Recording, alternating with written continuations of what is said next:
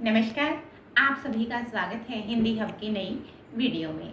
आज हम पढ़ेंगे कक्षा 10वीं में क्षितिज भाग 2 में संकलित सूरदास जी के पद। सूरदास के पद उनकी पुस्तक भ्रमर गीत से लिए गए हैं।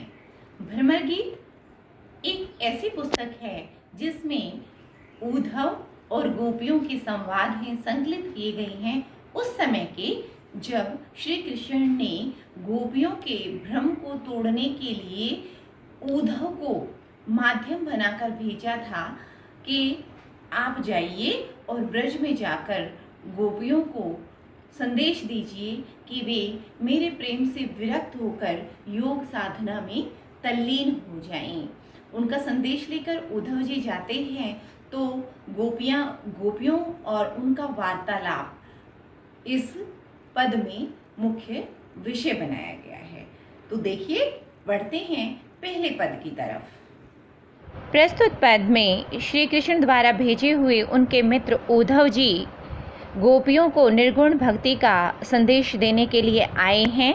इस पर श्री कृष्ण के प्रेम में आकंठ भाव से डूबी हुई गोपियां उद्धव के संदेश पर क्या कहती हैं, उनका ब्रज भाषा में कवि ने बड़े ही सुंदर शब्दों में वर्णन किया है। प्रस्तुत हैं पद।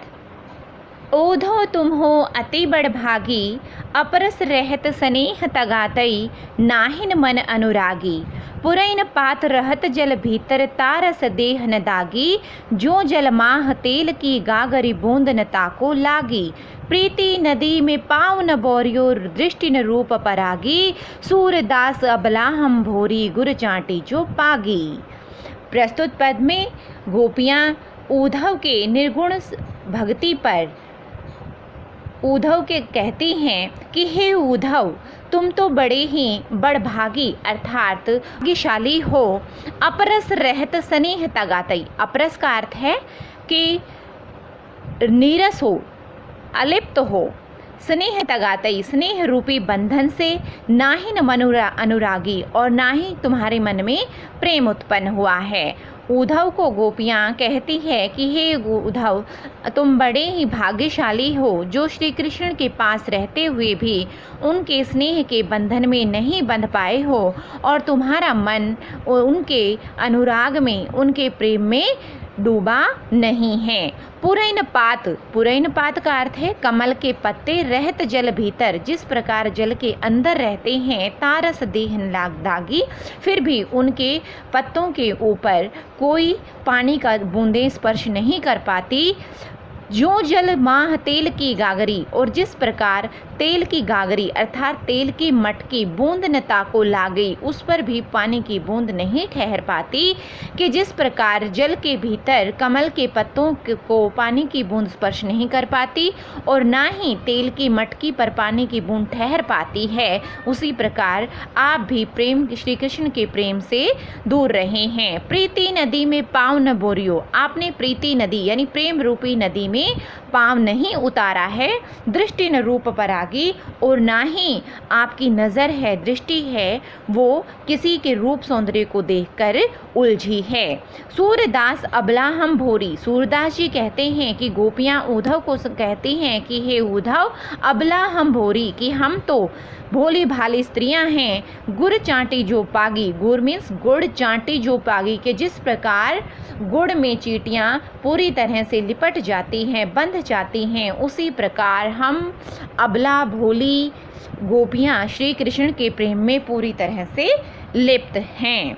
यहाँ पर गोपियां, भाव यह है कि गोपियां श्री उद्धव के निर्गुण स्वरूप को, भक्ति के निर्गुण स्वरूप को नकार कर श्री कृष्ण की प्रेममयी भक्ति का दर्शन कराती हैं और उसके साथ साथ गुर चांटी जो पागी, ये उपमा अलंकार है। अपरस रथ स्नेह तगातई, प्रीति नदी, इसमें रूपक अलंकार है। जो जल माह तेल की गागरी, यहाँ पर उदाहरण अलंकार है। पुरैन पात रहत जल भीतर, यहाँ पर दृष्टांत है, अलंकार है। यहाँ इसके साथ साथ व्यंग भाषा।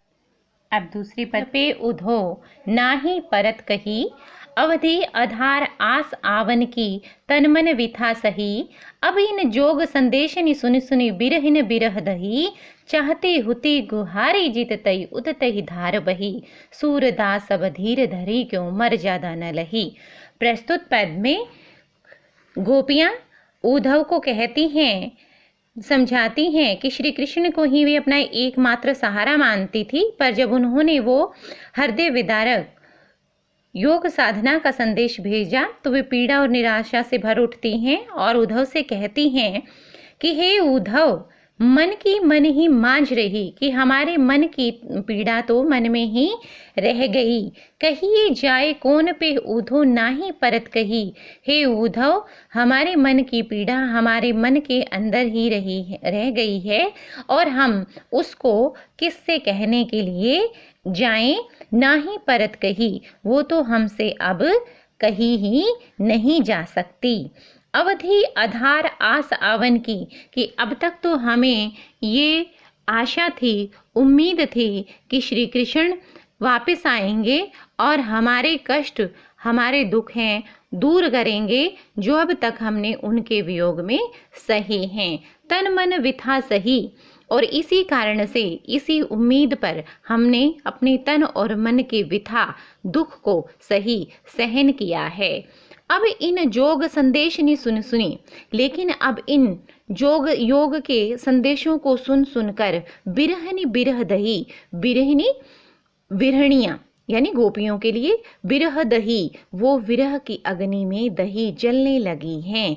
भाव यह है कि पहले तो उनको उम्मीद थी कि श्री कृष्ण आएंगे तो उनकी जो पीड़ा उन्हें उनके अभाव में हुई है वो उनको बताएंगे, लेकिन अब योग संदेश को सुनकर वे उन विरह की अग्नि में और भी तीव्रता से जलने लग गई हैं। चाहते होते गुहारी जितते, चाहती होती वे चाहती थी, गुहारी जहाँ पर गुहार लगाना, जितते जहाँ पर उतते धार बही, वहीं से ये योग साधना की धारा है प्रवाहित होने लगी। कहने का आशय है कि गोपियां श्री कृष्ण को लिए अपनी रक्षा के लिए पुकारना चाहती थी और अब वहीं से ही योग साधना करने का संदेश मिल गया है। सूरदास अब धीर धरे क्यों। सूरदास जी कहते हैं कि गोपियां उद्धव को कहती हैं कि अब हम किस प्रकार धैर्य धारण करें, मर ज्यादा न लही, कि श्री कृष्ण ने हमारे प्रेम की मर्यादा नहीं रखी, अर्थात श्री कृष्ण के लिए हमने सभी सामाजिक मान मर्यादाओं का त्याग कर दिया था और श्री कृष्ण ने ही हमारा त्याग करके हमारी मर्यादाओं को नष्ट कर दिया गया है। प्रस्तुत भाव यह है कि गोपियां श्री कृष्ण को अपनी पीड़ा सुनाना चाहती थी, लेकिन श्री कृष्ण ने वहीं से उन्हें योग साधना का संदेश मिल गया है।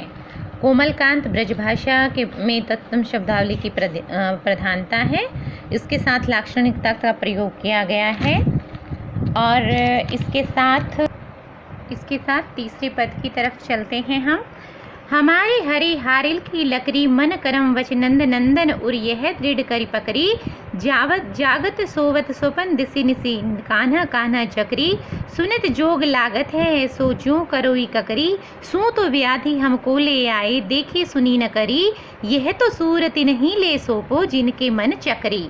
इस पद में गोपियां उद्धव को कहती हैं कि हे उद्धव, श्री कृष्ण हमारे लिए हारिल पक्षी की लकड़ी के समान है, अर्थात हारिल पक्षी जैसे हमेशा अपने पंजों में लकड़ी पकड़े रहता है, वैसे ही हमारा मन हमेशा श्री कृष्ण का ध्यान करते रहता है। मन वचन कर्म कि हमने मन वचन और कर्म से नन नंदन अर्थात नंद के पुत्र श्री कृष्ण को अपने हृदय में बसा रखा है, उनको मजबूती से पकड़ा हुआ है।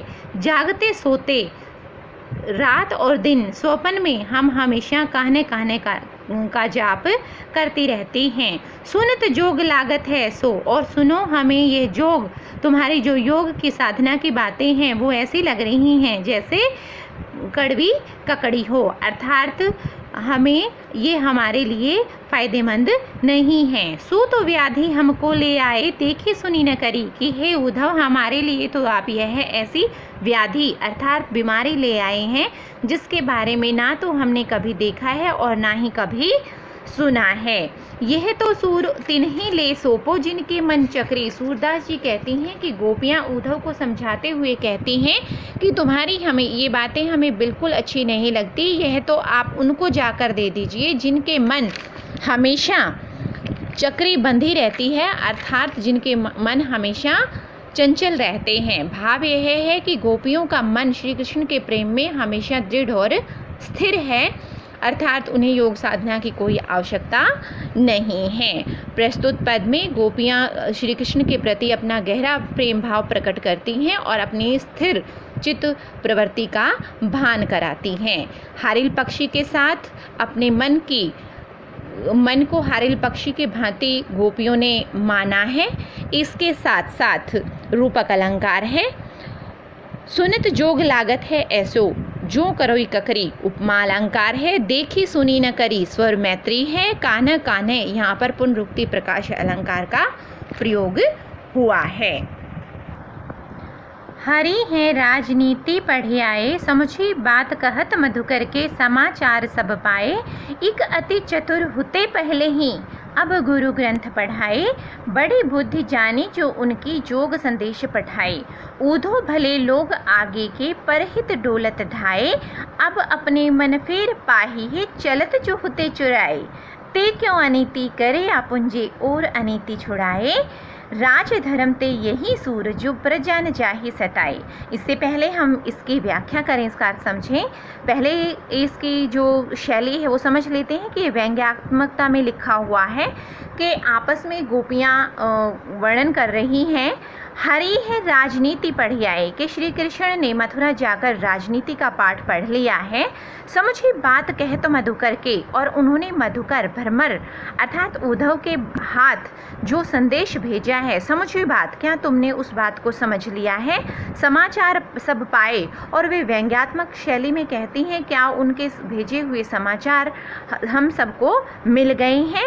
एक अति चतुर हुते पहले ही, कि इससे तो यही सिद्ध होता है कि वे पहले से ही चतुर थे। अब गुरु ग्रंथ पढ़ाए, और अब तो उनके गुरु ने उन्हें ग्रंथ भी पढ़ा दिए हैं। भाव यह है कि वो पहले से ज़्यादा चतुर हो गए हैं। बड़ी बुद्धि जानी जो उनकी, कि इसके द्वारा उनकी जो बुद्धि बढ़ी अर्थात उनकी चतुराई बढ़ी।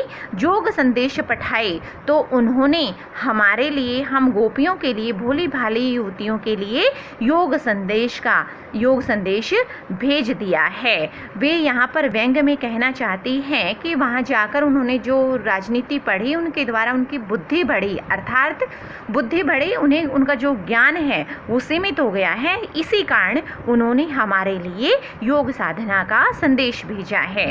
उद्धव भले, कि हे उद्धव, पहले जमाने के लोग ही अच्छे थे जो दूसरों के भले के लिए डोलत धाए घूमते रहते थे।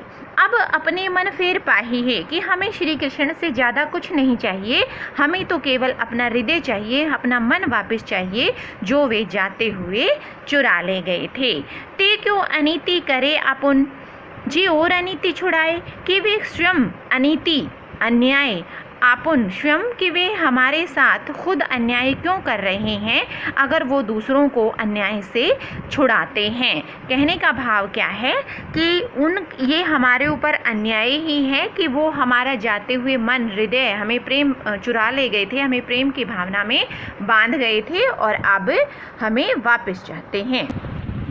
सूरदास जी कहते हैं कि गोपियाँ उद्धव को कहती हैं कि राजा का धर्म तो यह है कि वो अपनी प्रजा को ना सताए, उनके ऊपर अत्याचार ना करे। भाव यह है कि श्री कृष्ण उनके हृदय को चुराकर उन पर जो योग साधना का संदेश भेजे हैं तो वो उन पर अत्याचार कर रहे हैं। इसमें ब्रज भाषा का तत्सम और तद्भव शब्दावली के साथ इस्तेमाल किया गया है। माधुर्य गुण है। स्वर मैत्री ने लयात्मकता की सृष्टि की है।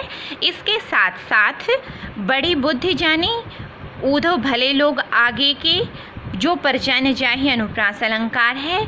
वृक्रोक्ति अलंकार प्रमुखता है इस पद की। हरि है राजनीति पढ़ी आए, बड़ी बुद्धि जानी जो उनकी, समझी बात कहत मधुकर के, और इसके साथ उद्धव भले लोग आगे के, परहित डोलत धाय।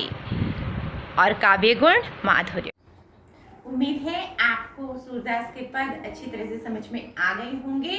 और हाँ, व्याख्या और उसके साथ काव्य सुंदर आपको स्पष्ट हो गया है और आप इसके लिए अभ्यास करेंगे। साथ ही हिंदी हब चैनल को सब्सक्राइब करना ना भूलें और साथ में अपने दोस्तों के साथ वीडियो को शेयर करना भी।